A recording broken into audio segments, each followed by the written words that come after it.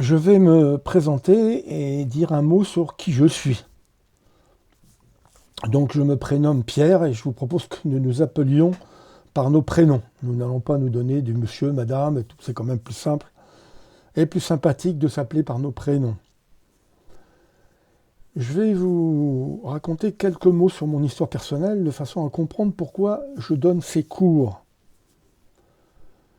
Professionnellement, j'ai toujours travaillé sur des machines, dans la conception de l'automatisation des machines et de la robotisation, des machines de production d'automobiles. Donc j'ai conçu des automatisations, des robotisations, et une des caractéristiques qui me frappait beaucoup de ces machines, c'est qu'elles étaient pilotées, enfin elles étaient commandées par des langages informatiques. Même le fonctionnement même de la machine était commandé par un langage informatique. Si bien que pour piloter ces machines, les professionnels qui connaissaient par exemple pour l'application de peinture sur les carrosseries automobiles, les peintres, les professionnels qui connaissaient le métier de la peinture, de comment la machine devait peindre, étaient obligés de donner des ordres à la machine à travers des informaticiens qui encodaient la machine. Si bien que la chaîne de transmission de l'ordre, à partir du professionnel, en passant par l'informaticien pour arriver à la machine, constater le résultat et faire la correction par le professionnel qui repassait par l'informaticien, était non seulement longue, mais laborieuse et très très inefficace et de très mauvaise qualité. J'ai travaillé principalement à cette époque à la conception d'un langage d'automatisation qui permettait donc à ces professionnels, à ces peintres, de programmer directement la machine avec un langage simple, un peu du type bataille navale, à tel endroit je fais ci, à tel endroit je fais ça, et en reportant les réglages qu'ils connaissaient eux-mêmes sur la machine avec des boutons, des potentiomètres, des réglages qu'ils actionnaient eux-mêmes d'une manière très simple. Et ça a permis des mises au point de ces machines qui n'avaient jamais été faites avant, parce que la machine était mise au point directement par le professionnel et n'avait plus besoin de passer par un encodage informatique de l'informaticien. Ce langage de programmation, ces automatisations ont été brevetées et diffusées dans toute l'Europe et ils ont eu un succès phénoménal.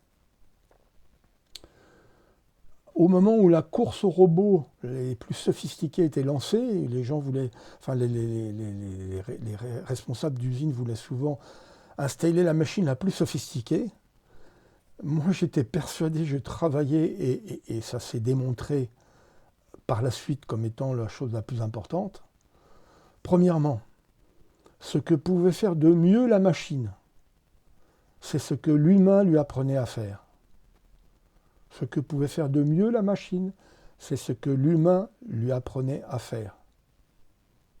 À l'inverse des idioties qu'on entend aujourd'hui d'ailleurs avec l'autonomie, l'intelligence artificielle, etc.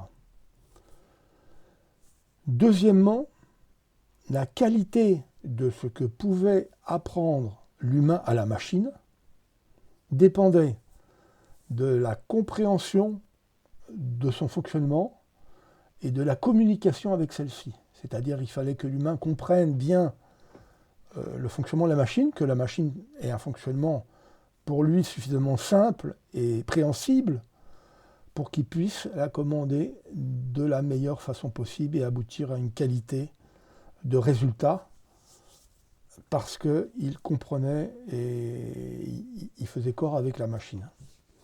Donc ce langage de programmation était pour moi la chose la plus importante.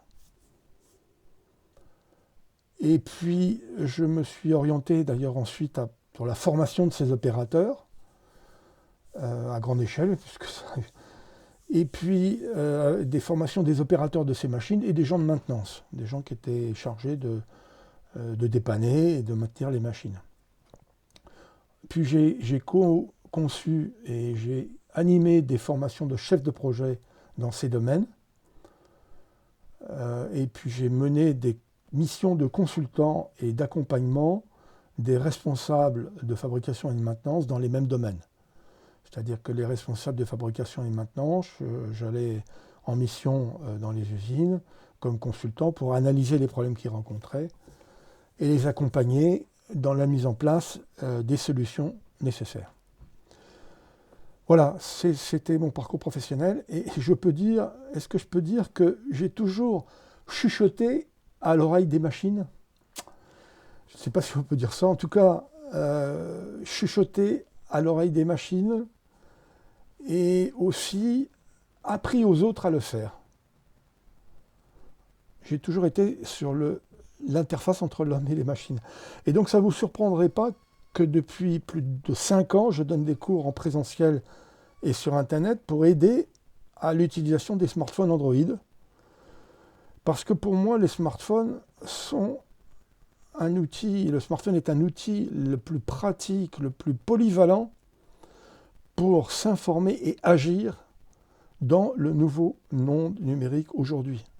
Et en agissant et en s'informant, au-delà de ça, devenir un acteur actif et responsable pour, au lieu de piloter directement sa machine et produire, là, piloter sa propre vie, piloter la vie sociale, piloter ses relations, être directement acteur et responsable dans le nouveau monde numérique.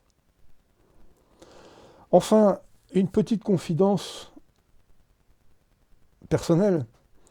Quand j'ai eu en main la première fois un smartphone, j'ai eu l'impression d'une bête bizarre, incompréhensible et impossible à apprivoiser avec mes gros doigts.